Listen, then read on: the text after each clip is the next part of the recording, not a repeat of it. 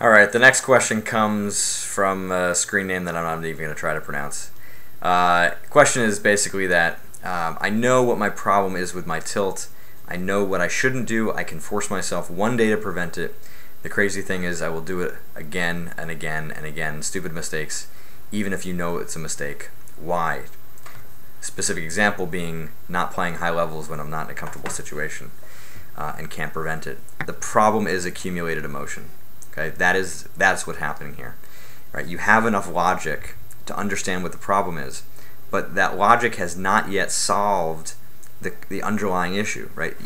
Unconscious competence, right? Right now, you are very skilled at playing high levels, or playing higher limits, or any of these other mistakes that you're making. You are skilled at making these mistakes at the unconscious competency level. You've mastered them, right? These are skills that you're very good at. So, when under emotional pressure, right, the higher brain function shuts down because the emotions are hot, and you revert back to unconscious competence. The emotion has prevented you from thinking clearly and utilizing the knowledge that you know. But the problem for you is that the accumulation of that emotion over a long period of time, that accumulated emotion, it sort of just overwhelms you very, very quickly. And so it's almost like as much as you know it logically, that emotion is just too hard to fight because it kind of comes up too quickly and too strong to be able to prevent it. So what has to happen here is the resolution of the underlying cause of the specific mistakes that you're making.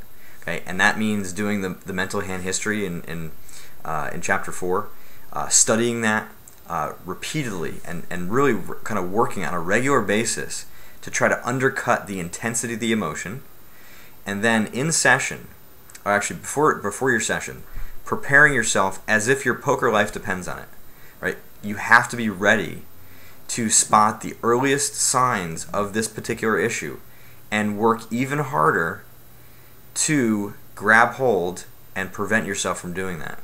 And even if you have to err like far too much on the other side, meaning quitting like an hour or two early than you would have before, in the short run that's fine. It's not a long-term solution, but you've got to gain some confidence knowing that you can be in control of this issue or of these issues until and that sort of becomes the experience that you're going to be gaining.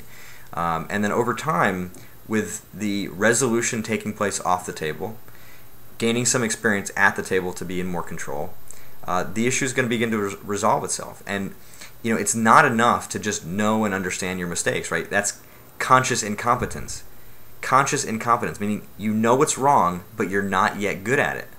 There are some situations where you're good at it, but you are consciously incompetent in these really pressure-packed moments. You've got to build some competence. You've got to gain some experience actually being able to be in control at these times. That's going to happen by being in better control and helping to resolve the emotion off the table and slowly becoming in better control at the table. It is one of the biggest fallacies, one of the biggest misconceptions about the mental game, that being able to understand and know what your mistakes are means that you have the solution. Those are two very different things. You have to be able to apply it consistently for a very long time in order to eventually master it at the level of unconscious competence.